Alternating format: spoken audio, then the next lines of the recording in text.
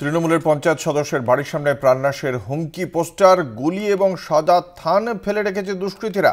এমনই ঘটনা ঘটেছে মুর্শিদাবাদের নওদার মধুপুর গ্রামের ঘটনায় খুব স্বাভাবিকভাবে আতঙ্ক ছড়িয়েছে।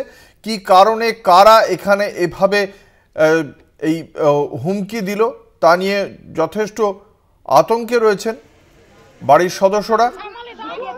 আমাদের সঙ্গে রয়েছেন আমাদের প্রতিনিধি কল্যাণ চন্দ্র। মুর্শিদাবাদের নওদার মধুপুর গ্রামে এই যে এভাবে একজন পঞ্চায়েতের সদস্যকে এভাবে হুমকি দেওয়া হলো, কি বলছেন তিনি? তার কি মনে হচ্ছে, কারা তাকে এই হুমকি দিয়েছে? দেখো অঙ্কুর, মনিরুল শেখ নামে এই পঞ্চায়েতের সদস্য, যিনি নওদা ব্লকের মধুপুর গ্রাম পঞ্চায়েতের সদস্য এবং গঙ্গাধারী তার বাড়ি। তার দুটো বাড়ি রয়েছে। নতুন বাড়ি যেখানে সিসিটিভি ক্যামেরা রয়েছে সেই বাড়িতে কোনো পোস্টার বা এরকম মৃত্যুর কোনো হুমকির কাগজপত্র ফেলা হয়নি।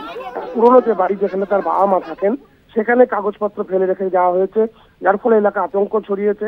মনিরুল জানাচ্ছেন যে তার কোনো রাজনৈতিক কারণেই তাকে তার হুমকি দেওয়ার কারণে এই ঘটনা ঘটিয়েছে। তবে ব্যবসা যেহেতু তিনি করেন সুতরাং সেই শত্রুতা কিন্তু তার নেই, যার ফলে কারা এই ঘটনা ঘটানো এবং কারা এই ধরনের হুমকি, বিশেষ করে মৃত্যুর যে সাদা কাপড় মৃত্যুর পর এবং অন্ত্যেষ্টিক্রিয়ার পর যে সমস্ত জিনিসপত্র লাগে, সাবান ধূপকাঠি সমস্ত, এবং গুলি এক রাউন্ড গুলিও রেখে গেছে।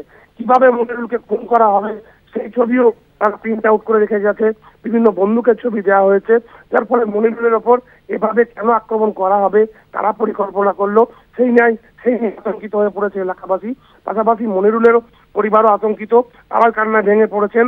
কারণ মনিরুলের বাবা মা এর পূর্বে বিভিন্ন পঞ্চায়েতের এবং পঞ্চায়েত সমিতির সদস্য এবং সদস্যা ছিলেন। সুতরাং রাজনৈতিক একটা পরিবারের ছেলে মনিরুল এবং খুব কম বয়সী দেশের যুবক, যার ফলে তার উপরে এভাবে হামলা করার যে পরিকল্পনা এবং তার মৃত্যুর জন্য তাকে খুনের যে হুমকি, সেই ঘটনায় তিনি আতঙ্কিত। যদিও ঘটনাস্থলে পুলিশ পৌঁছে তদন্ত শুরু করেছে, ওই সমস্ত জিনিসপত্রগুলো বাজেয়াপ্ত করেছে। তবে অঙ্কুর, তোমাকে বলে রাখি, এলাকায় এক সময় সিপিএম এর আমলে মাওবাদী এলাকা বলে পরিচিত ছিল গঙ্গাধারী। বহু মাওবাদী গ্রেপ্তার হয়েছে, অনেক মাওবাদী কার্যকলাপ সেখানে দেখা গেছে। বর্তমানে সেখানে কিন্তু মাওবাদী আর নেই। সুতরাং কে বা কারা বা কোন দুষ্কৃতী এই ধরনের ঘটনা ঘটালো তাই নেই এলাকা তোলপাড় শুরু হয়েছে। মনিরুল জানাচ্ছেন ঘটনা তদন্ত করে অভিযুক্তদের উপযুক্ত শাস্তি চান তিনি এবং তিনি প্রাণভয়ে ভীত। অঙ্কুর, ধন্যবাদ। আমাদের সঙ্গে ছিলেন আমাদের প্রতিনিধি কল্যাণ চন্দ্র।